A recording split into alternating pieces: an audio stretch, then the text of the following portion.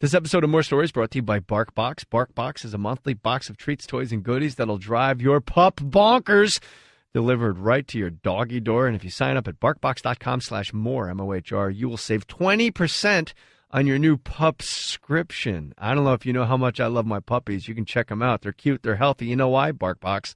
Early month BarkBox contains 4 to 6 awesome full-size products, including everything from innovative toys and gadgets, all natural, healthy treats, and more. Rest assured, BarkBox would never send anything that hasn't been tested by their office pups. BarkBox is committed to the cause of homeless dogs. As a rule, they give 10% of the revenue to local rescues and shelters across the United States and Canada. In 2013, BarkBox donated over $150,000 to pups in need through a number of innovative social good campaigns. Let's help BarkBox give $1 million in 2014. How easy? Go to barkbox.com/more to save 20%. Save 20% on your new subscription by visiting barkbox.com/more. Again, that's barkbox.com/MOHR. Hello, podcast fans. Adam Carolla here. I'm leading the fight against patent trolls who are threatening this medium. It's not about me. It's about the podcast you're listening to right now. If I go down, this show could be next. Visit fundanything.com/patent troll for more information on how you can keep podcasting alive. Thank you and mahalo.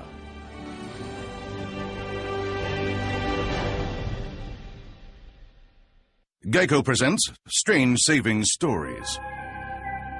Jason Ray noticed a blue birthmark had appeared on his forehead in the shape of the Geico gecko. Jason felt compelled to switch his car insurance to Geico and save hundreds of dollars with great discounts. By nightfall, the birthmark had disappeared. Jason's wife, Jeannie, thinks it was probably just blueberry jam from breakfast. Jason prefers to believe otherwise. Geico. 15 minutes could save you 15% or more on car insurance. Put your name on it.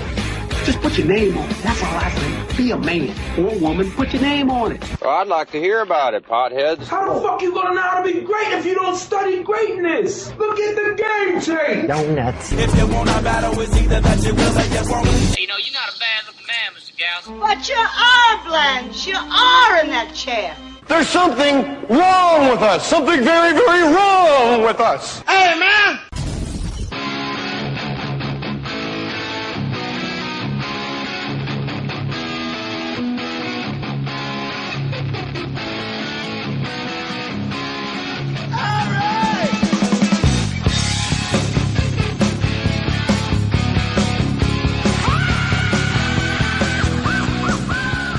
Todd Barry in the house. ToddBarry.com. In the actual house. Actually in the garage. In the garage of the house. But it's attached to the house.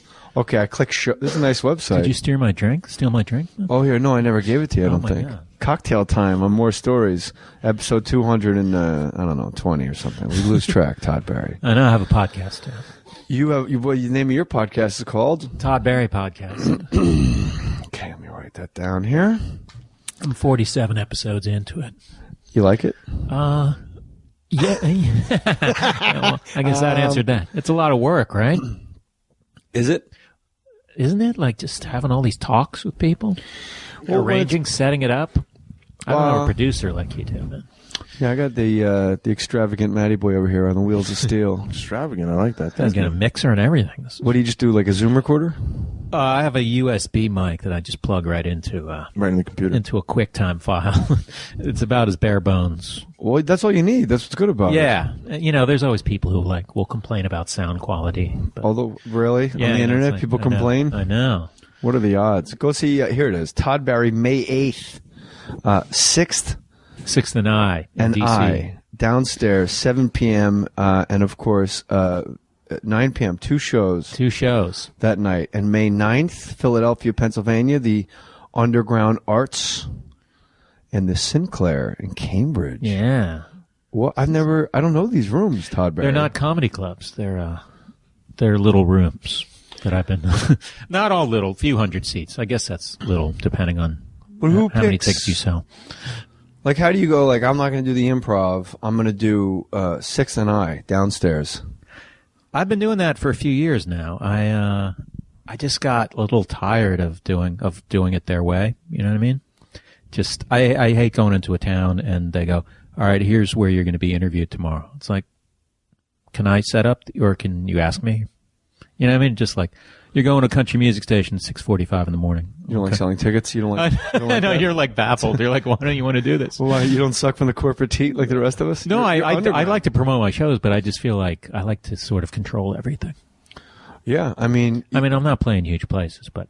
What I like, a lot of comics are doing this, and you're right behind them. $5 download at louisck.com. Yeah, that's my crowdwork special. The crowdwork tour. Special, yeah. The crowdwork special and the crowdwork tour. $5 download. I was talking to Jackie Cation, and she did the same thing. Yeah. But she goes, great idea. Love taking the power back, but maybe Louis could have set the bar like at $9. I know. It's like when you know you're going to sell hundreds of thousands of them, you can do a $5 thing and rake it in 3 days. But I think you should have went for like $5.50.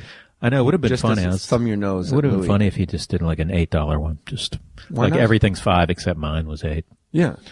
$88. But $5 seems like to be like, it's the stand. I said this last night on stage. It's like that's the go-to price for everything comedy. Like outside of a comedy club or a theater or whatever. But like any little bar show, if it's not free, it's $5. $5. Like they feel guilty charging more. Yeah. $5. Like when I started doing open mics in 86. It was $5, for an open mic night. I mean, $5, you shouldn't really be able to get anything for $5 anymore. You shouldn't expect much comedy for $5. Right, I know, and then they get all these people who've been on TV, and you're like... Yeah. Is that just because we're whores and we need to go up so bad? I think so, yeah. I think that's what... I mean, that's why there's all these free rooms, because people want to get on... And I understand, but... It isn't... Like, I won't drive to Silver Lake to go play a place that's free. But if I'm at like a friend's house and they're going to do something for free, I'm great. It's like something. It is fun. It is. They are fun, and it's a good place to work stuff out. But sometimes, like you're like, am I going to spend $15 on parking? Like I'm going to pay to go on stage for 10 minutes. Well, that's why you get that hustle. Yeah. Why are there deers with antlers on your website? Oh, I don't know. It just looks cool, right? It does look cool. It looks cool. It's pretty good for a comics website. Huh? It's a very good website. You're known as a big hunter. You and Ted Nugent get after it all the time. Are really Nuge. We're big game hunters. Here's what's interesting to me. I've known you as long as probably anybody else that's been on the podcast. You know, all I've ever wanted when I've gone on the road, Todd Barry, at Todd Barry on Twitter, and the crowd works where it's $5 and louisck.com. is, I do all those radio stations, like the country western. And I don't do the hip hop one because it's never sold a ticket. Ever. Yeah. Ever. Well, that's sort of the point I was making. Right. But I'll do the soccer mom. Like I can go square peg, square hole. I can go around. I can be like a little amorphous all morning long. I'm fine with it. But the thing is, I've always said, where are like the reviews? How come nobody reviews stand-up like they do music? You got to go to the UK, man. You got all these reviews, and I'm going to read a couple. You tell me which one is absurd and which ones are on the money. Because I think you're a great comic, and I was telling Matty Boy bits that I remembered from yours. Yeah. Like herpes mild. Oh, my God. Old school, right? That's 25 years old. It's a good bit. I like it a lot. It's good. Now the audience is going, well, can we hear it? Nope. No, you can't. That one's gone. Piercing, blinding, slaying, violating wit. Who said that? I don't even know who said that. NPR. Did they really? Little outfit called NPR. I didn't know that they were aware of me. I'm not blind yet. I want to be blind at the end of this hour. Oh, from the piercing wit. Oh, blinding wit. Piercing, blinding. Yeah, I don't even know what that means, actually. It means you're goddamn funny and NPR loves you. Acerbic wit, deadpan delivery, wickedly smart. Time Out New York. And now we go all the way to, ready for this one? What country is this from? How about this? The success lies with the delivery. Oh, I know this one. Oh, wow. That was quick. That's from Melbourne, Australia. Look at you. Yeah. See, you read your own press. I probably found these quotes and put them there. I love it. So, what made you decide to make Louis be the server? You and Louis, I know, are friends. Yeah. Server meaning louisck.com is where you get Todd's special. Right. He paid for the special, too. Whoa. It was a 7-city tour, and he paid for it. So camera crew followed me from San Diego to Oh, that's nice. I have horns honking on my podcast. Here, man, West Side. We got chirping nice birds. This is beautiful. How many cities? Oh, so 7 cities. 7 cities, all the way up through. We started in San Diego, went up L.A., Portland, San Francisco, Portland, Seattle, Vancouver, and Anchorage. You fit right in Anchorage. Anchorage, yeah. It was. Have you ever played Alaska before? I was booked to play there once, but this is before I was diagnosed with panic disorder, and I freaked out because it was going to be a 7-hour flight, and I said I can't go. It's too far. Yeah, it's pretty far. Now I'm like, I can't believe I didn't play University of Anchorage, University of Alaska. 7 hours? Maybe 6. Well, how far? You might not want to go to Australia. New York. I don't. From here to New York's 4.5, but from New York back for some reason it's like 8 6 days. Yeah, I don't understand that either. It's something to do with the wind. The wind, yeah. Yeah, but why is it the same? Like when the Rolling Stones went from JFK to LAX in 1966, it took the exact same amount of time as it does now for highfalutin folks like you and I and Louis C.K. Oh, you're saying planes haven't gotten faster? No. Yeah, and it's bullshit. Yeah, thank you, Maddie. I've been saying. Let's bring the Concorde back. Yes. One crash, the whole thing goes out of business. I know. It went from, I think, the safest plane ever to the least safest plane or something like that. Yeah, because there's so few of them. It was also like $50,000 for. So what? Todd Barry's got that kind of cash floating around. It's P. Diddy money. He's doing free shows. He's got that kind of walking around money. What do you got on you right now? I'm gonna say you got $146 on you. That's probably what. No change. I'm traveling, so that's probably what I have. You got in the Uber car all the way from Hollywood and Vine. I know. Who's putting you up at the Hollywood and Vine Hotel? Oh well, I'm doing that show at midnight, and I'm also doing Conan. Okay, good. So they're both putting me up. Was that your 1,000th Conan appearance? It's my 18th. You want to know my favorite? Is it really your 18th? Yeah. And through all incarnations? Yeah, through every, yeah. I never did the Tonight Show in any incarnation. Really? Yeah, no Leno, no. I thought that was really great. Here's, yes, I would fly to Australia because now I don't care to answer your question. Okay. I don't care at all, really, about anything. I sleep on planes very well. Really? Oh, okay. So you've gotten better. And it's like I can't wait to get on the plane because I know. Look, I got kids, so when I go on a plane, I'm like, oh my god, is it only 4.5 hours? I know. Can you leg this out? Can you make it a 7-hour nap? I hear you. I mean, I don't hear you. I don't have kids, but I get it. But you hear me. You have ears, though. I have ears, and I've been on planes with kids, and I know kids. I know about kids. I just tap out. And people always say they can't sleep on planes because they're afraid they're going to die. To which I always say, everybody always says they want to die in their sleep. So why not sleep on the plane, and then if the plane does go down, you die? I've never heard anyone say they don't want to sleep because they want to be they're awake. afraid. They're nervous on the plane. Oh, I see what you're saying. They're just scared. So they can't fall asleep. Right, They're okay. like freaking out. Like, what was that? I thought they wanted to be awake as they crashed. Who doesn't, really? Just see the look of horror on everyone's faces. Take that with you to the afterlife. Yeah, man. I'd want to be awake. That's good energy to take into the ether with you. Horror. Oh, it's sleeping. If you could sleep through a plane crash, that'd be amazing. I could. I'm the guy. Everyone always pictures the pearly gates as like this place where you go up nice, you meet St. Peter, he looks at your life. No one takes in the fact that everyone right before they die, 80% of people before they die are going, ah, like freaking out, screaming. Shitting their pants too, I think, right? Yeah, shitting your pants. So a bunch of people fouled shorts. Oh my God. St. Peter's did the worst job in the world. Everyone's just trembling, freaking out, and covered in their own shit going, what the fuck happened? This has bummed me out more than thinking about those radio interviews. No, I don't want to bum you out, Todd Barry. I remember my favorite Todd Barry bit of all time, and I bet you don't even remember it, because I think you only did it like 2 nights. Oh my God. I think you did it once at the Cellar. I was emceeing, and then I was done. I went across the street to the Boston Comedy Club. And it was about the 900 numbers, and the lady said, call me. The 900 numbers when the ladies want like... Oh, I'm new in town? Yeah. Oh, you see that worked its way into the rotation? Yeah, that was yeah, I know. I didn't do that one a lot.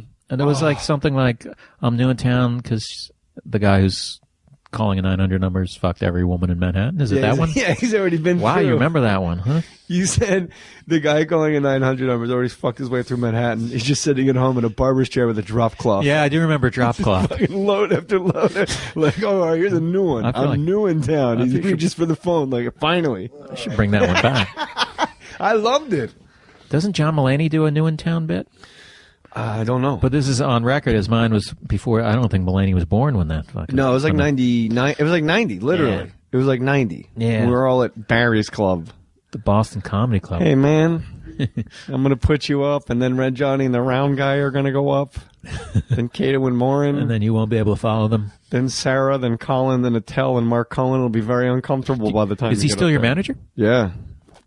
Who's your manager? Dave Becky. I like Dave. Dave's a good dude. Yeah, yes. Did the camera crew go with you to every city? Yeah, every city. Louis got crazy. Louis has a boat. He has so much money. Yeah, Louis has a boat. He has a huge place to live. And you? I have a okay place to live, and I don't make as much money as Louis, if that's your question. I don't think anybody does. No. I don't think you two do. But that was very generous of him, because what happened was I was going to write to like Netflix or someone to say, hey, I got this idea. I don't know if you'd want to pay for it. And I don't know that Netflix has done a lot of comedy specials like where they pay for it. Excuse me. And then he called me up just randomly and he was asking me like, what are you up to? And I said, oh, I'm going to write to someone to pay for this special because I have this idea. And he kept asking me questions about it. He goes, would you let me do this? Would you let me sell this on my site? I'll pay for it. How much of the $5 does Louis get? Well, $5. I don't know I don't remember the actual split. I mean, I do actually. I just lied to you. I do know the actual split, but it's after he. But it's not my business. Yeah, that's another way. But what I don't know is like how much the thing costs. So he has to recoup his money first before you see any money either. Right? Yeah. But who cares? You're going to get crazy exposure. Right, and then hopefully I could sell it to Netflix. I saw Jim Gaffigan retweeted it. All the big. Yeah, then you retweeted the. Yeah, I'm small potatoes compared to Jim Gaffigan's Gaffigan. Got millions of followers, right? It's pretty amazing. There's like some comics that have really not been on TV at all, and they sell out like 3,000 seat theaters. He's huge, yeah. Brian Regan, another guy, one of the funniest guys alive. Definitely, yeah. And no one's seen him anywhere other than in those theaters. Yeah, they just, Regan's one of those guys where like, when I used to see him in clubs, like, why is this guy not in theaters? I mean, he's got everything. He's making up for it. Yeah. He's just like super funny, clean, high energy. Yeah. He's one of those guys you could see the same, if he did the exact hour, and I saw the exact hour word for word, syllable for syllable, 3 different times, I'm still kind of like powerless over it. Yeah, I've like walked down the street and overheard people like doing his bits to each other and stuff. Take luck. Yeah. Which city out of all the cities you went to on this 7-city, the crowd work special tour, Todd Barry at louisck.com. Well, it's $5. Go get it now. Which city were you like on stage thinking, oh wow, now this is going to be great and special? And what city were you like, well, there's nothing here we could use. Pack up the tents and goes. This sucks. Well, it was something. I mean, not to be. I just said pack up the tents and goes. We did stay in tents. Louis insisted that we stay in tents. Louis is weird like that. Ginger tents. I'd say I mean, there were no shows the one that was the weirdest was Portland, which was the one I expected to not be the weirdest. And that they were like, it was like an 8:00 Tuesday, I think. And I was like, this feels like a 1 a.m. show or something. Cause they were drunk and yelling. I mean, not all of them, but just enough. I mean, most people were aware of it and were on, it didn't get ugly, but it was just like, just kind of shut the fuck up kind of thing. Yeah, I'm recording here. Yeah. I mean, it is a crowd work thing, but a few of them got a little out of hand. You guys are wasting Louis' money.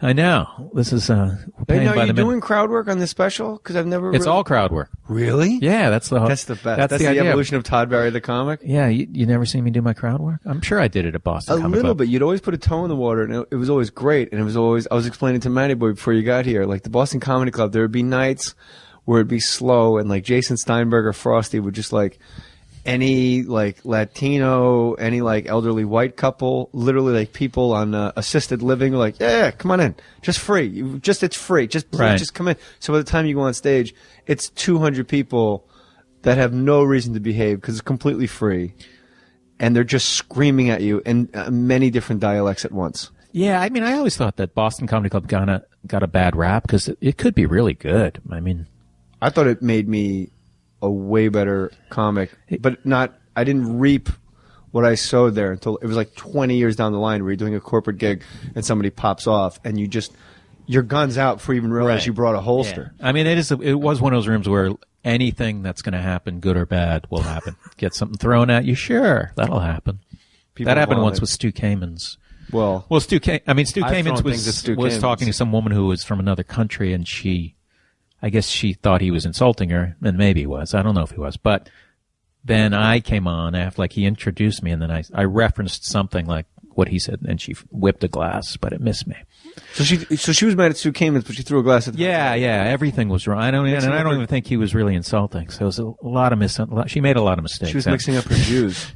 But she thought we were truly making fun of her. What country was she from? I don't remember. What do you mean you don't remember? It's a long time ago. I know, but I'm just trying to get the ball rolling. Which city was great on this tour? Which is one you go say, hey, Jay, you got to go hit this city? Well, I mean, some of them are like, Seattle was great. Vancouver was really good. I like Vancouver. Alaska has a completely different feel to it. Explain it. Well, they're like, it's sort of like the Boston Comedy Club in that a non-hostile Boston Comedy Club, where they're like drunk and yelling. And I mean, they're yelling like, "That's what she said." I mean, just like, are you serious? Like, unironically, you're like, yeah, exactly. Like, yeah, like, what are you, fucking 11 years old? Holy shit! But yeah, so they were like, like you could control them. They weren't like rebelling, but they were super happy you were there. Yeah, but they drink a lot in Alaska. Yeah. Boston Comedy Club, they would yell things, and it was in hopes that somebody else in the audience would go, "Hey, shut the fuck up." So they go, "You want to do something about it?" And they could just start like throwing fists. Right. I remember once I did a show there when you could smoke in there. Yeah. And I used to do this joke about how I was anti-smoking and I don't let people smoke in my apartment. Actually, I should rephrase that. I don't let men smoke in my apartment. It was a whole hilarious joke. But a guy up front they were smoking up front because they wouldn't think to like make that non-smoking section. Yeah. It's like, hey, you can smoke anywhere, even the front table. And he just went and like intentionally blew smoke in my face. And it was one of those times where I regret, wow, I actually should have gotten into my first fight there, maybe. Yeah, there's been times I've been on stage at the Boston Comedy Club, and I've had a similar thought, and specifically Todd Barry, my thought was, I should never have quit karate. Yeah, I mean, just taken this guy's head off, but he's obviously a weightlifter. He's obviously aggressive, and he's drunk. He's wearing like an Affliction shirt before Affliction shirts were popular. That is kind of what I was thinking. I was like, oh, the aftermath of this, am I going to be able? Am I going to be like, wow, I'm glad I jumped into the crowd, but I should have dumped a drink on his face or something, something easy. But everybody would have come to your aid because everyone was like, oh yeah, people were like, oh shit, when he did it, they were like, it wasn't like the audience thought it was a cool thing that he did. You know what I did that? I do remember. I offered someone $20 to dump a drink on his head, and this woman came forward. That's what I did. And then I just sort of was like, oh, I'm going to start a riot here. It's not cool. I should just get out of this. But I backed off on it. I'm surprised. You know, it's weird when I think about the New York comedy clubs with Catch a Rising Star, which was closed early by the time you and I were up and running. And then, Boston Comedy Club, Comedy Cellar, all the places in the Village, packed with people. There's a bar downstairs, place upstairs, especially the Comedy Cellar, full restaurant upstairs, packed. The Olive Tree. Downstairs, full comedy club at all times. And the toilet is the size of one like on a private jet. Yeah, it's a very New York thing. And I've never seen a line. There's lines, depending, like, at the beginning of the show, there's lines. But yeah, there's always, New York, there's a lot of like, how do you have two toilets? This place seats 450 people. How do they get away with that? I don't know. Could you write a letter to Mayor Menino? Or who's Mayor? No, who's New York? What's the name? DiBiase? De Blasio. Teddy DiBiase? Yeah, I will write him a letter. Yeah, except Radio City Music Hall has tons of bathrooms. Then that's appropriate. Then I should be playing Radio City Music Hall. I think you should too. But you got to bring back the herpes mild joke. I know, and then the drop cloth joke. Oh, but you said one night you said barber chair. Did I say barber chair? It never left my head. It's like when you listen to Carlin and you bug out on like the phrasing of certain ways he puts things in order. And I remember just like walking back to my apartment on St. Mark's Place, and I remember I was alone just going, fucking barber's chair and a drop cloth. Yeah, I remember drop cloth. I don't remember barber's chair, but maybe I just wrote a tag for you then. Maybe we'll bring it back with barber's chair. It's a whole new joke. But I liked it. I liked it a lot. Yeah, I like that one too, actually. There were always like 6 comics at any given time at the Boston Comedy Club. It'd be Tony Woods, Keith Robinson, me, or you, or like we said, Red Johnny and the Round Guy, Chappelle, Nick DiPaolo, Colin Quinn, Dave Attell. It was absurdly rich with talent, and the Cellar as well. But the Cellar had an upstairs. This is for the listener, not you, obviously. But the Comedy Cellar has a full restaurant upstairs, so the comics will be at a table eating and breaking each other's balls, and you could write on the tables with chalk. Yeah. They had those slate tables. But the Boston Comedy Club was above a Scottish pub, Irish pub, excuse me, the Bagot Inn. That's right. Bagot, yeah. Baggot, the Bagot Inn, run by little Irish men. Tom was a big guy, but the rest of the guys were like kind of smallish. And so the comics, there was nowhere to go. So you just had to sit in the back on this long couch that went the length of the back room. Do you remember that? I do remember. I remember when they renovated the place. I forgot what happened though, but I know. Anytime you renovate a comedy club, that gives me the heebie-jeebies. Like, hey, we had a comedy club, and we moved that door, and we put it over there, all fixed. Or you go into I've gone into places where you're like, oh, the stage is there when it should really obviously be there. Yeah. No, this long way. No, don't have it like a big hallway. We want it to look like a railroad car. Yeah. But we're going to put this. Yeah, that's a very good point. There's some clubs you walk into, it's like a railroad car, but instead of the stage being like where the doors are that connect the cars, the stage is like in the middle of the car, so you have to look all the way to your right. Yeah, or to get 40 people's attention, or all the way to your left. It's like doing two different shows. Palm Beach Improv has about 40 people in front of you, and then if you look to your left, there's like an ocean of humanity, and it goes up, and you can't even see. Like, and it's not until they put the lights on at the end of the night where you go, holy shit, this is crazy. It's a big one. It's huge. I should have been at 6th and I in D.C. So who chooses these places for you? I don't think you. Well, I have some of them I've heard of, and some of them, I have an agent, a booking agent, who's kind of tapped into that. Oh, some of them are like music venues. A lot of them are music venues, but then I just get them to put chairs down. And what happens is you get, you might not play to like the same amount of people. You do 6 nights at a improv or something, but you'll get all people who know you and like you. Yeah. And you don't get assholes. You're playing exactly to people you want to play. And also, sometimes, there's times I've gotten, not to get all talking about money, but there's times where I've done like a bar and the guy gives me, almost all the money from the door, which if I went to a comedy club, I know some comics can get that, but I can't say, give me all the money. May 1st, May 2nd, May 3rd, I'm at American Comedy Company in San Diego, California. Come see me. May 1st, May 2nd, May 3rd. Go see Todd Barry on this tour, the Crowdwork tour, at louisck.com. $5, you download Todd's entire special, the Crowdwork tour. 70 minutes too. 70 minutes. It's like a tour and a documentary. That's only 10 minutes a city, Todd. It seems like you're shortchanging the folks. It's weird. I actually, because of the nature of the show, those were some of the longest shows I've ever done in my life. Like, you did a 70-minute show each night. No, I did like some nights I did like hour and 40, some nights hour 45. But so if I took a chunk or two from each city. Okay, but you didn't do it like Chris Rock and get Artie, where you like, he's in South Africa and like mid-sentence, all of a sudden his suit changes and he's in London. You're like, whoa, what the hell happened? No, I've heard about that special, but now it's kind of like going to the city. Here we're getting in the car, we're going to the city, and then so there's footage. There's little. Is Louis on camera? No, he's not. But you said we. That's the only reason I brought it up. Oh, like me, like sometimes the opening act would drive me. And who's your opening act? Was it different every time? I got a few different guys, you know. You see poke around. Love. Do you bring your a guy named in LA here, I got Tom Papa and Eddie Pepitone. So I got some big guns. Tom's so good. Papa, Eddie Pepitone. Yeah, Robert Buscemi I had in San Diego. Dax Jordan I had in Portland, and do you know him? Portland, yeah, it's Michael Jordan's kid. Yeah, it's Michael. I had Michael Jordan's son, Dax Jordan. Dax, yeah. Yeah, it's Michael Jordan's kid. Seriously? Yeah. Okay. You didn't know that? Well, he does not look like him. High energy white guy. And a few other people. Guy named Zheng Lam. I should get everyone now that you asked me to do. Who else did I have? Did Sarah Tiana in Alaska? Do you know her? Yeah, well, she's here in L.A., so what was she doing all the way up in Alaska? She was headlining, and then I got a show there, and they kind of... Flip-flop it. Yeah, just it was nice of her to do that, because I kind of muscled in, I think.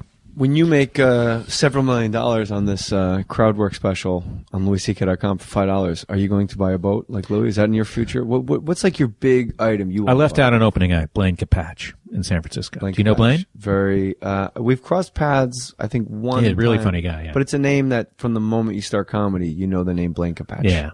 Nice things, too. So I appreciate it. What would I buy? Like if I made... What's your big thing? Like Louis buying a boat was very odd. I would probably get a boat. I've never wanted a boat, but I guess it'd be nice to have a boat. But when you have that kind of money, do you just have to buy a boat? I guess it's one of those things like, I can afford a boat. We should get a boat. And I can pay a guy to clean the boat, start it, and tell him I'm coming down, get it ready. But he really likes his boat, I think. I've never been on it. So, Todd's face. The realization. Wait, but you got a special.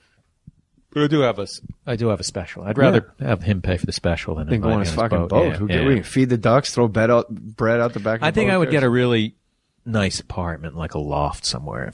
In Manhattan? Yeah. What part of Manhattan? Downtown, You're edgy. A downtown guy. Village. You're going East Village. You're going like... Yeah, that's where I've lived for a long time. You're going like 13th and B. It's nice 13th and B now. It's gentrified, which means we've Did you never lived in East Village, or did you? I lived 13th between A and B. Oh, did you really? With two waiters from the Comedy Cellar. This gay couple, Louis and Chris. Oh, my God. Do you remember them at all? Just two gay guys on an island of 9 million people. I thought they'd stand out to you. I lived with them, and it was great. They had a Rottweiler and a Doberman, but they were like club kids, so they would come home at like 7 in the morning, and they were just like crashed on like, Special K and like crazy horse tranquilizers, and they would just pass out. But I got home at like 2. I played like video games. I went to bed at like 4. So I get up at like 9, and these like 200-pound dogs are just looking at me like, please. So I just took them to Tompkins Square Park every day. And you took their dogs while they were coming down from their... Yeah, like they would just be asleep for like 48 hours, and I just had these dogs. It was great. I trained them. That sound like horrible roommates. No, they were great roommates. Really? Because other guys, like Eric, I remember, was a waiter from the Comedy Central, and he was kind of a speed freak, and he'd come over super speedy, and he would clean the whole goddamn apartment. He'd be like, hey guys, how you doing? He'd just like literally come in the door and just start rearranging shit, doing all the dishes, and you're just sitting there with a bong between your knees playing, Pitfall from Atari. Like, this guy's the best. Bring him over more often. But I'd like train those dogs. Like, I used to walk into Tompkins Square Park from 13th. I guess it's $10.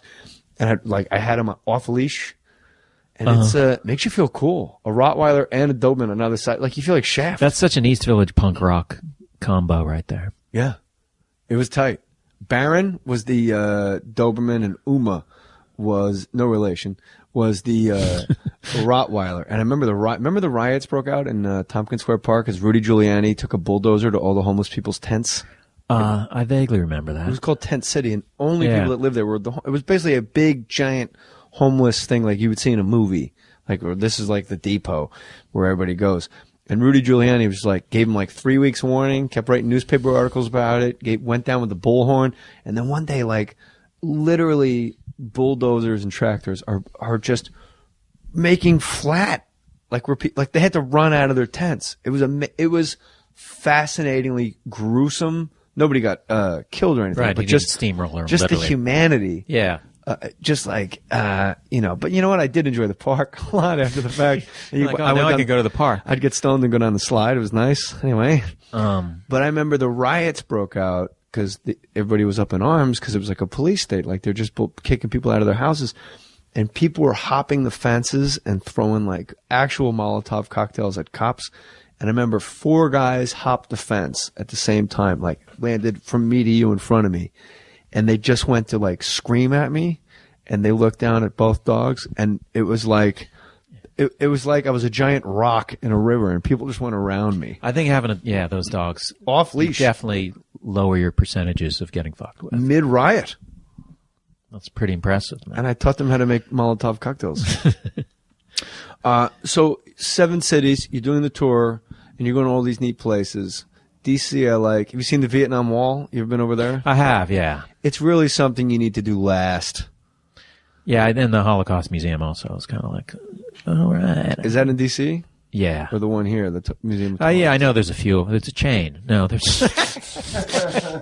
It's this franchise. It's like Kinko's, but you have to just. This is a note for anybody going to D.C. And if you want to see Todd Barry and going sightseeing, if you want to see the Holocaust Museum, which I haven't been to, so I can't speak from experience, or the Vietnam Wall, just see everything first, and like right around dusk, then you hit the Vietnam Wall because you leave there and it's like it's a bummer. Yeah, brutal, and the most effective thing I've ever been to in my life. As far as moving you, like. Because it's just it's a wall. Yeah, it's so simple. Like the idea of just here's the names and a student. Do you know how that all? Yeah, there was like a competition, right? Yeah, it was a girl's thesis. I think at Stanford. Someone will tweet us and correct us. I hope so. I like a tweet correction. Yeah, some guy just tweeted me tonight. It's root, not route, and I wrote back. It's douche, and douche. I think it's root or route. Not when you root for a team. Oh, yeah. I spelled it like Route 66. Oh. But you know what? Like the guy just piled in immediately. Yeah, something about getting corrected on Twitter. Like I usually ignore it, but this guy. Yeah, I try to ignore him also. But like you get mad because you're like mad at yourself for making a mistake. But then there's just something about someone who would even like, you wrote your with an apostrophe instead of, it's like. I expect more from you, man. It's just like, it's fucking typo that everyone makes, especially with phones, because they autocorrect. As you're taking a shit or driving. Yeah. As I'm driving very quickly down the FDR Drive, steering with my knees, I got to get this tweet out. Yeah. Forgive me for spelling there the wrong way. Yeah, it happens. Vietnam Wall girl, I think she went to Stanford. It was her thesis in college. And it's the simplest thing in the world. And you know it because you were there. But the wall starts like, you ever been there, Matty Boy? No. It starts. I've wanted to go, but I've never been. It starts like with like a little ledge with just like one name that goes across. So it's like maybe as high as like a brick. And then just gets a little higher, and the names go up and up. But what you don't realize as you're going through it, by the time you get to like 1968, 69, you've been gradually going downhill. And the walls are getting higher at the same time. Oh, I didn't even notice that. So it's the freakiest feeling. You're like, you're just in it, like very symbolic of the word itself. And then it's the same distance out as it is to go back the way you came. And then you see guys like bringing like 6 packs of beer like to their buddies and doing like stencils. Like, yeah, I've seen the stenciling. I never saw the 6 pack. I saw a guy several. More than 3 is several. So yeah, I saw several. Yeah. Yeah, we'll go with several. I saw several guys. Bring like a 6-pack or just put like a Schlitz down next to a guy's Wow, that's kind of heavy duty. So heavy. And they would just literally like walk across the quad, which is enormous, like 5 football fields of grass, and there's just walls up there. And then like literally just put down a can of beer, open it, and then just walk back to the cars and drive back to Vermont. And some shithead steals the beer probably. Well, I am an alcoholic, and I did have to get drunk to go on stage at the DC Improv. Where they say, this is where you're playing, the country western station. DC Improv's a good club. I like it. I don't enjoy the escape from Alcatraz, walk to the stage behind the curtain where they give you 8 inches. It's kind of like, it's very cramped, right? You end up like slamming into audience members. Cramped? It's a curtain. Yeah, it's curtain, yeah. Smaller than shoulder width from the wall. And so audience members, like how I'm sitting with my arm over the back of the chair. So that guy's elbow's now in your little fake hallway with the curtain up against the brick wall. And you got to go the length of the club. I had someone at that club thrown out like the last 3 minutes of my set. Like the best. I was just like, you know what? I'm almost done. But before I finish, you've been drunk and screaming the whole night. So let's get rid of you. Everyone applauds. And then I did like 5 more minutes. I was like, I totally could have just let it go, but I was like, no, let's throw you out, even though we're almost done here. Let's give love to the sponsors right here. Back momentarily, Todd Barry.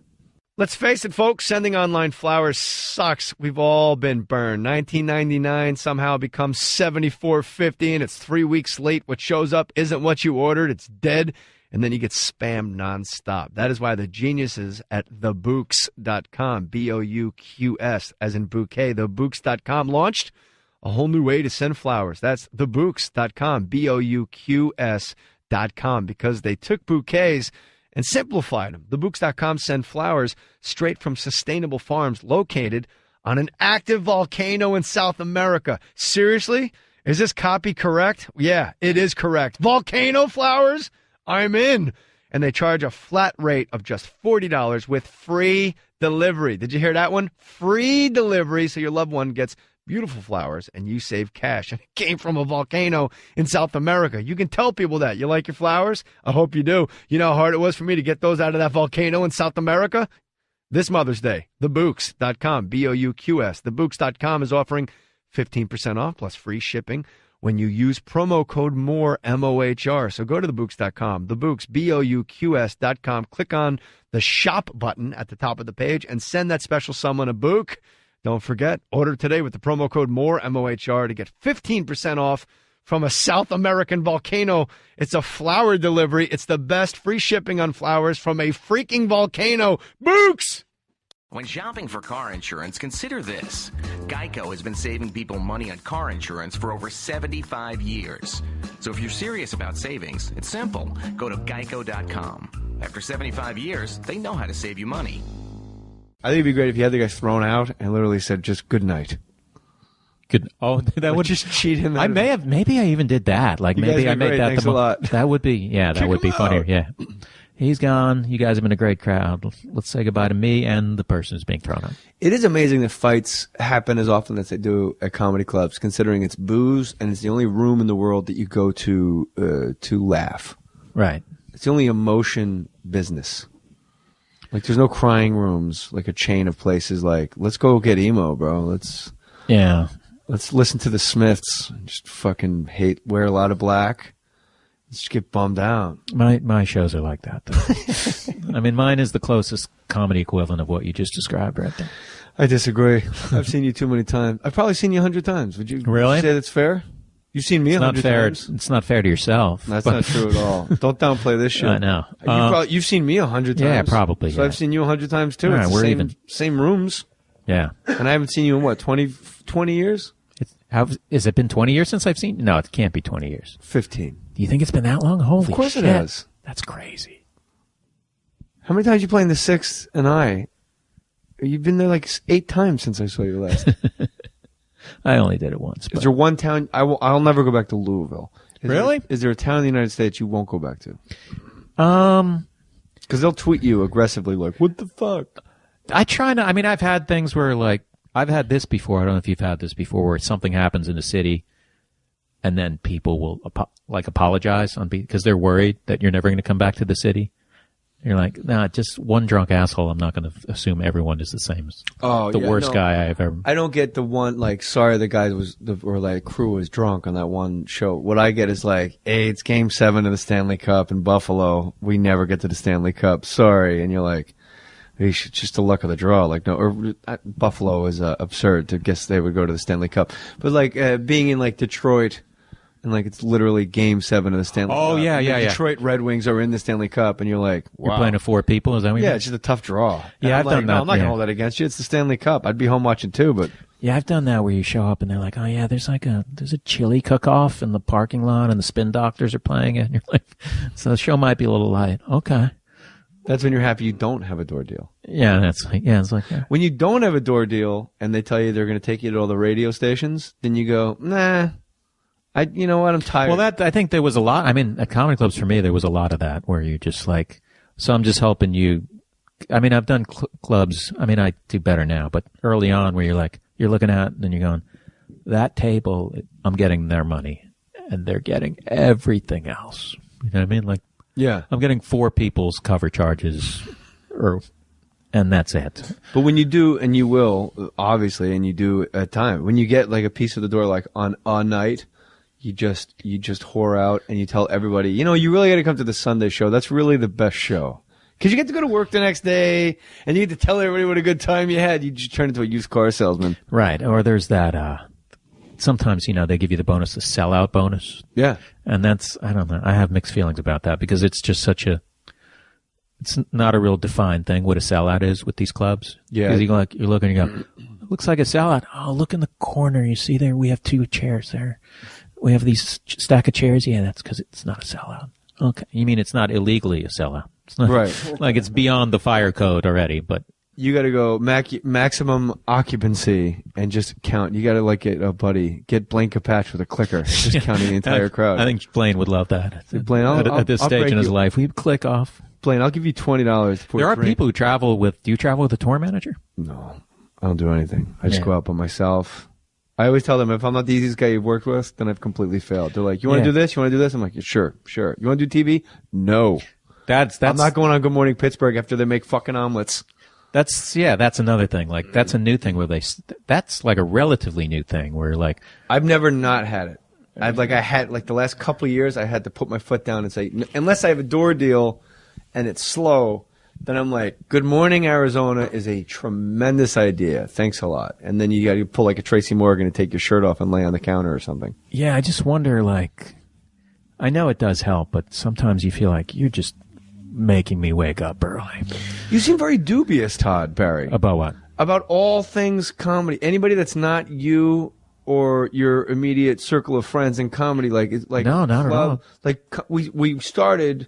I'm not saying this in judgment. I'm just saying it's interesting. Like, then they make you do radio, and I'm like, yeah, it's kind of how. Yeah, but what I'm saying is you could play somewhere and have a publicist line up stuff for people who like right there. The Todd Barry I knew in 1991, if I told you you're going to be in my garage on my podcast having a publicist, you'd say, what's a podcast?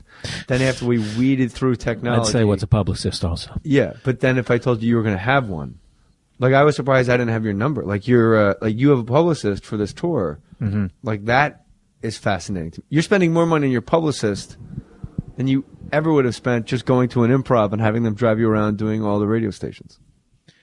But what do you need to juggle? What is the publicist? What is so crazy? Well, I'm doing a special and a tour, so I don't know. I was told it was good. I mean, it's a good idea. But you know what? I will say this. I read your piece that they wrote about you in the New York Times. Yeah. I was very happy for you and proud of you because there's a lot of douchebags out there. You're not one of them. So when it's one of the guys you like, and it was a big spread. Yeah. And they just said, like, here's the guy. We're the New York Times. By the way, Todd Barry, this is the guy we've chosen.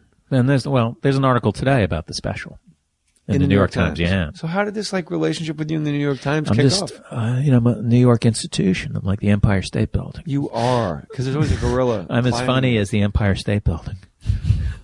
You've been in it? I have. Of course, I've been in it. Well, a lot of people haven't. Really? Yeah. You got to go once in your life. It's I haven't been. Really? Well, he lives here, so that'd be weird. Have you been to New York? I have been, yes. But I don't. Yeah, no, you don't rush to the Empire State Building. Give a shit about that, no. Hey. It's pretty, yeah. Jesus, man. Yeah, man. That was like a mellow NPR talk. That was aggro. Are people going to complain that I'm too mellow? Is that? Jeez. No, I don't give a shit. Yeah. This is how you are. Yeah. This is how By the way, this is exactly how Todd Barry acts off stage. Well, that's another reason some of these. Apologize. That's another reason some of the radio stations. And to be fair, sometimes I get there and they're perfectly nice and fun to talk to, but sometimes they'll not do any research about you and they don't even know who you are. So you're a comic. Yes, you're a comic. And then you're like, oh, you're kind of low energy, or you're a bundle of energy. Well, if you knew what you were getting into, if you did half a minute of work, YouTube.com. Yeah, you could go on YouTube and go, oh, this guy's too low energy. I don't want him in my radio station. Or, wow, this is exactly what we need on this radio station. Yeah, this got to bring us down a little bit. Or seriously, yeah. This is what we need. He could play the foil because we're like such maniacs. It'd be fun to have a low energy guy here. Yeah, that would be a smart person who would say that. So how do people know, what is your publicist's line? Because this interests me greatly. What does your publicist line up for you to eschew the entire corporate radio teat? What does she do or he do instead to ensure that people come to your shows on the Crowdwork tour? Well, how do I know? If I'm in Philadelphia, how do I know Todd Barry's in town? Well, I'll tweet about it. I'll mailing list it. I will... sometimes I'll write to places myself, and I'll just go, hey, I'm coming to your town. You want to interview me?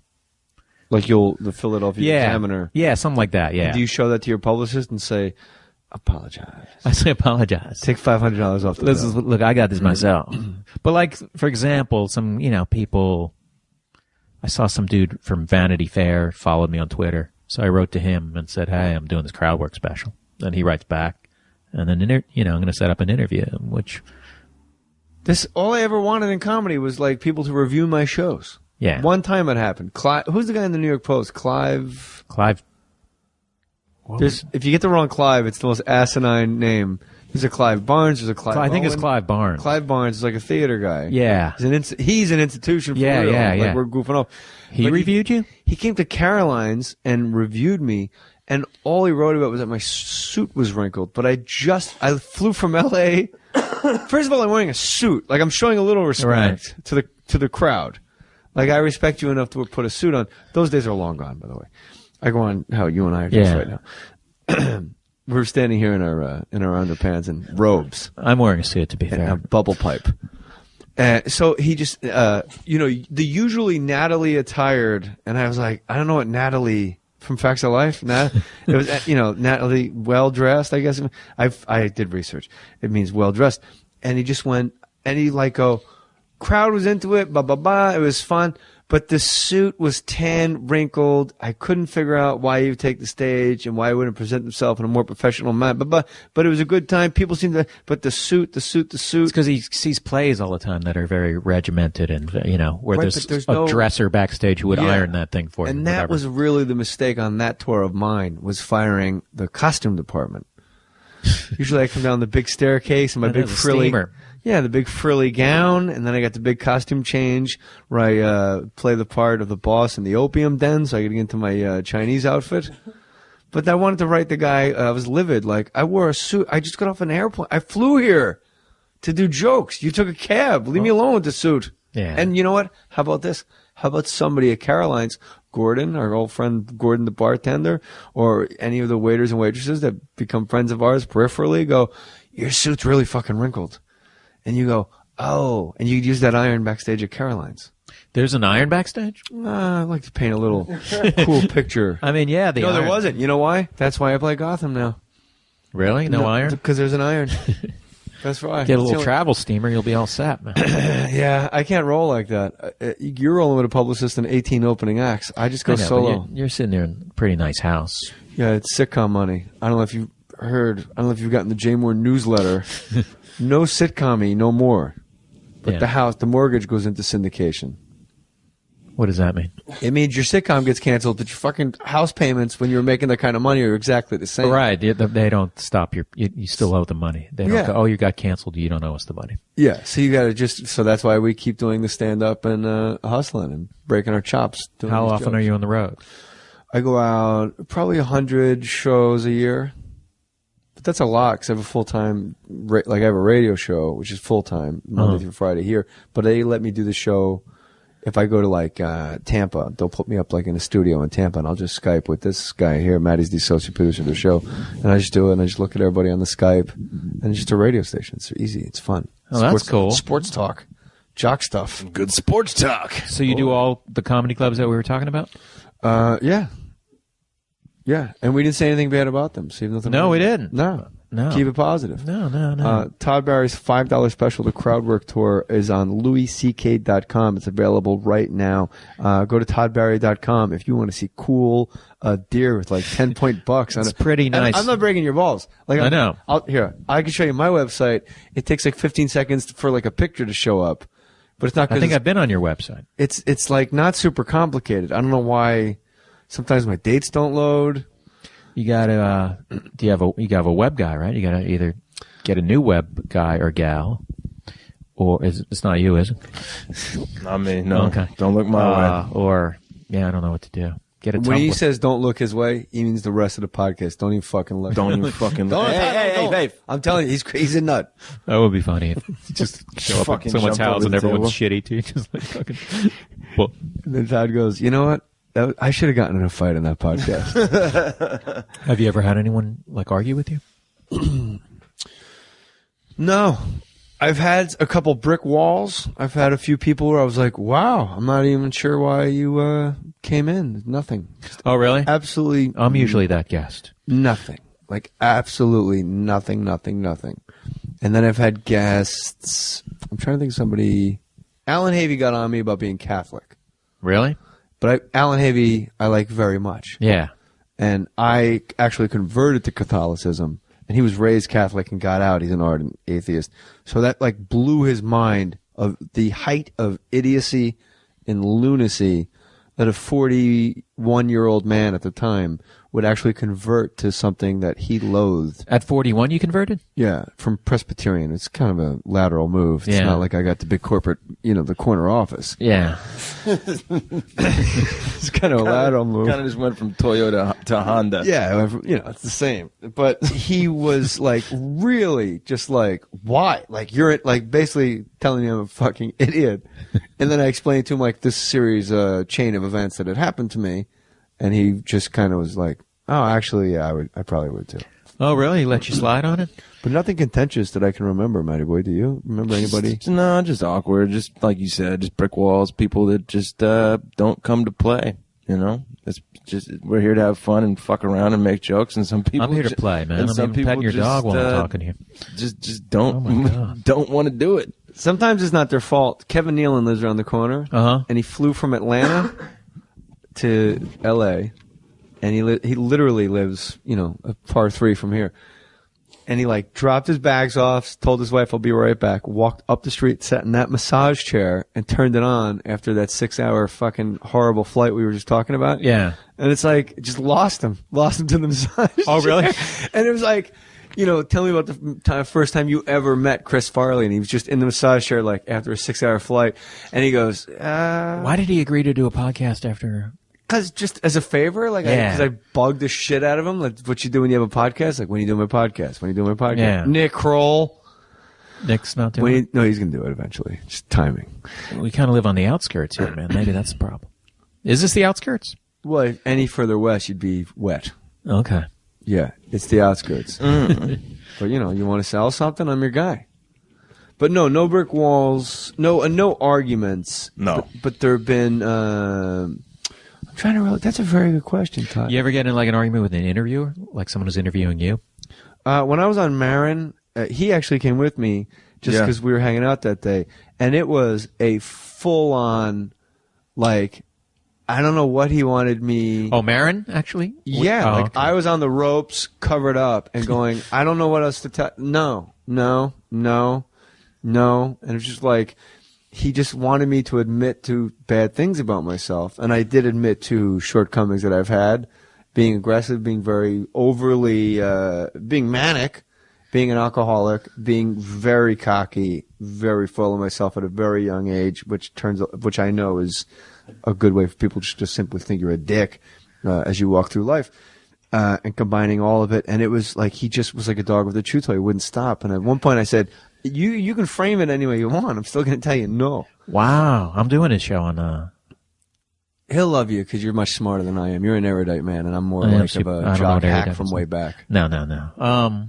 And Matty, when we left, Matty was like, man, fuck that guy. Like, he was ready to fight Mark Maron. This fucking guy. It was intense. Like, It was a workout. But then when I listened to it, I was very happy with the composure. Right. That I would not have had, like, even 6 years. When I met my wife, it's kind of like the curtain came down, like, I don't give a fuck about anything. Well, what really pissed me off, it wasn't so much him just hounding you. It was when he started to waterboard you. Yeah, waterboarding was weird. That I'd really literally waterboard. Yeah. Because I thought it was outlawed. Right. Me too. And he's like, no, he said, read the Accords. There's a podcast exemption. Yeah, there's a podcast, diplomatic immunity for podcasts. So there was an exemption. He pulled out this whole thing. There was a document. He showed us a section B, whatever the fuck it was, and he said, when being interviewed on a podcast, that you can be waterboarded in the United States of America. So, and then, you know what? I lasted pretty long, but when you got to drive home, because he's on the fucking outskirts, everyone comes here and goes like, "Hey, it took me fucking 45 minutes to get here." Oh, is he far also? He's on the other side of Dodger Stadium. Oh, I don't even know where that is. He's way out. I don't think I've ever seen Dodger Stadium in my 50 trips to L.A. Oh, Todd, apologize. L.A. is a big the Empire city. How do you figure? No, it's a big city to. It's like it's hard to learn this city. Yeah, it is. There's still nooks and crannies every day here in the neighborhood. Like, I had never even heard of that neighborhood. Perry Farrell from Jane's Addiction was sitting where you were sitting, lead singer, and I asked him because the best concert I ever saw was Jane's Addiction. So here I am. I got the lead singer of Jane's Addiction, and I go, "What's the best concert you ever saw?" And he said it was Led Zeppelin. And I go, "Oh, cool." And he, which is great. Like, and that somebody that saw Led Zeppelin is like, it's just like, it's not normal. Yeah. And he was like 16. They were in Tampa, and he's sitting right where you are, and he goes, "'Cause he's got that voice, that Perry, like, I just came from the woods voice." And they open with the song remains the same. Dun, dun, and he does the entire, he puts his hand on my knee, like, dun, dun, dun, and it's like a 4-minute intro. And then he does the vocals. If I had a dream. And he's like way up. I'm not even comfortable with you telling me about you this. actually recoiled when I did it. And so like a part of me is going like, I can't believe Perry Farrell is like doing Zeppelin to me. And then the other part of my brain was going, this is really long. You know what's not here? John Bonham, John Paul Jones, Robert Plant, and Jimmy Page. Right. It's just Jimmy Page and it's just Perry Farrell in a really nice shirt. What did he came to the house? Yeah, he's over here too. Oh, he's a neighbor also? They all come. How do you find out who your neighbors are if you have houses? They come here and they go, yeah, I live right around. Actually, Duff McKagan from Guns N' Roses came and he goes, does Perry Farrell live near here? I go, I don't know. He goes, he lives really close to here. I go, how do you figure it? And I forgot Duff McKagan actually toured with Jane's Addiction. Yeah. And he went to Perry's house to work on music with the Perry guys. have a nice house? I have not seen it. I've been invited, and I've done the typical I live west of Cloverfield response, like, I can't, I got this thing with the thing. Want to come to a Laker game? No. But if Todd Barry wants me to pour a drink on somebody's head for $20. Oh man! You know what I'm telling you? $80. You got yourself a drink on the head. I know. I'd have to inflation. It'd have to be a minimum of 80. 80's a good number. No, I'll cap out at 80. Don't worry. That's not the minimum. That's the max. That's it. That's just the number, Todd. What's your middle name? Andrew. Is Todd short for anything? No, it isn't. Have you heard George Carlin when he goes, Todd? Yeah. Does that make you happy? It hurt my feelings. No, I think it's funny. I have a good. What would Todd good be sense short of humor. for? Yeah. I don't know. I've known a lot of Toddward? Toddrick? What would Todd be short for? I don't know. I'd say either one of those. Toddley? Toddley? Toddley Barry? I hope not Toddley. That's if you were the exact same comic but black. You'd be Toddley Barry. Oh, shit. Toddley, L-E-E. Maddie loved that one. No, well, it's funny. Yeah, it was funny. Well, then tell your face. You're Kevin Nealing, man. Tell my laughter. I'm glad you have this special. It's at LouisCK.com. Is Louis doing LouisCK.com? It's the Crowdwork Tour. It's $5. Is Louis doing anybody else's? Casting Alive. Thank you and mahalo.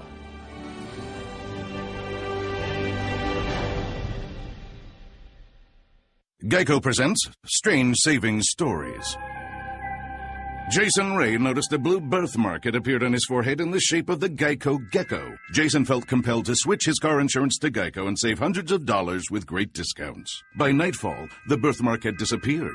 Jason's wife, Jeannie, thinks it was probably just blueberry jam from breakfast. Jason prefers to believe otherwise.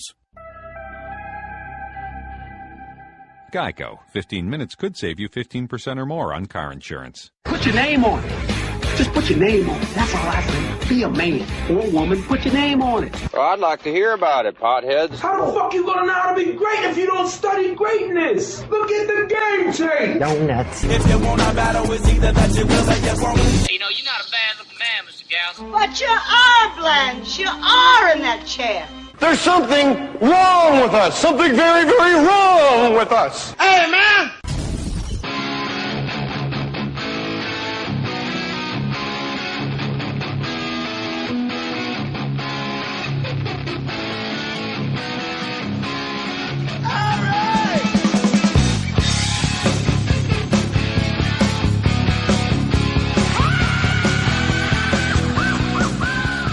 Todd Barry went for like $5.50. I know. It would have been Just funny. as thumb your nose. It would have been Louis. funny if he just did like an $8 one. Just Why like not? everything's $5 except mine was $8. Yeah. $88. But $5 seems like to be like it's the stand. I said this last night on stage. It's like that's the go-to price for everything comedy, like outside of a comedy club or a theater or whatever. But like any little bar show, if it's not free, it's $5. $5. Like they feel guilty charging more. Yeah, $5. Like when I started doing open mics in 86, it was $5. Like for an open mic night. I mean, $5, you shouldn't really be able to get anything for $5 anymore. You shouldn't expect much comedy for $5. Right, I know. And then they get all these people who've been on TV, and you're like, yeah.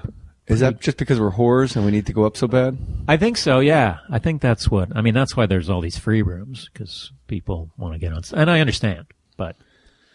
It isn't... Like, I won't drive to Silver Lake to go play a place that's free, but if I'm at, like, a friend's house and they're going to do something for free, I'm great. It's like something... It is fun. It is... Yeah, they are fun, and it's a good place to work stuff out, but sometimes, yeah, like... You're like, am I going to spend $15 on parking? Like, I'm going to pay to go on stage for 10 minutes? Well, that's why you get that hustle. Yeah. Why are there deers with antlers on your website? Oh, I don't know. It just looks cool, right? It does look cool. It looks cool. It's pretty good for... Barry in the house. ToddBarry.com. In the actual house. Actually in the garage. In the garage of the house. But it's attached to the house. Okay, I click show. This is a nice website. Did you steal my drink? Oh, here. No, I never gave it to you, I don't think. God. Cocktail time on More Stories, episode 220 or something. We lose track, Todd Barry. I know, I have a podcast, too. What the name of your podcast is called? Todd Barry Podcast. Okay, let me write that down here. I'm 47 episodes into it. You like it? Yeah. Well, I guess that answered that. It's a lot of work, right? Is it? Isn't it? Like just having all these talks with people? Arranging, setting it up? I don't know a producer like you do, man. Yeah, I got the extravagant Matty boy over here on the wheels of steel. Extravagant, I like that. He's got a mixer and everything. What do you just do, like a Zoom recorder? I have a USB mic that I just plug right into right in the computer, into a QuickTime file. It's about as bare bones. Well, that's all you need. That's what's good about it. Yeah, you know, there's always people who will complain about sound quality. But, although, really, on the internet, people complain. I know. What are the odds? Go see. Here it is. Todd Barry, May 8th, 6th and I in DC. Downstairs, 7 p.m. And of course, 9 p.m. Two shows that night. And May 9th, Philadelphia, Pennsylvania, the Underground Arts. And this episode of More Stories brought to you by BarkBox. BarkBox is a monthly box of treats, toys, and goodies that'll drive your pup bonkers.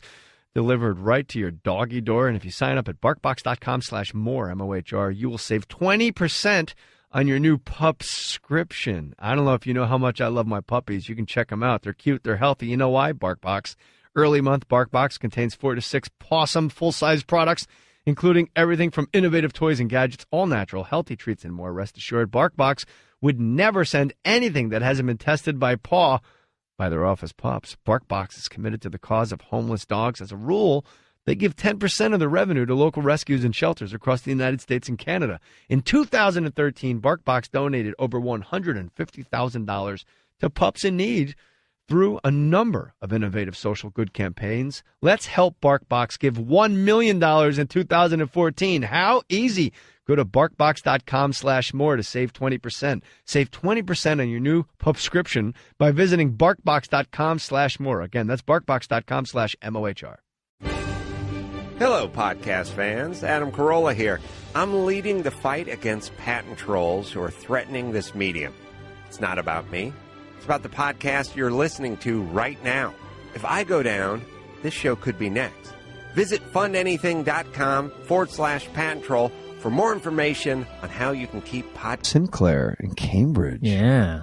Well, I don't know these rooms, Todd Barry. They're not comedy clubs. They're little rooms that I've been, not all little, few hundred seats. I guess that's little depending on how many tickets you sell. Like, how do you go, like, I'm not going to do the Improv. I'm going to do 6 and I downstairs. I've been doing that for a few years now. I just got a little tired of doing it their way. You know what I mean? Just, I hate going into a town and they go, all right, here's where you're going to be interviewed tomorrow. It's like, can I set up or can you ask me? You know what I mean? Just like, you're going to a country music station at 6:45 in the morning. You don't like selling tickets? You don't like? I know, you're like baffled. You're like, why don't you want to do this? Why, you don't suck from the corporate teat like the rest of us? No, I like to promote my shows, but I just feel like I like to sort of control everything. Yeah, I mean, I'm not playing huge places, but what I like, a lot of comics are doing this, and you're right behind them. $5 download at louisck.com. Yeah, that's my crowd work special. The crowd work tour special. Yeah, the crowd work special and the crowd work tour. $5 download. I was talking to Jackie Cation, and she did the same thing. Yeah, but she goes, great idea. Love taking the power back, but maybe Louis could have set the bar like a $9. I know. It's like when you know you're going to sell hundreds of thousands of them, you can do a $5 thing and rake it in 3 days. But I think you should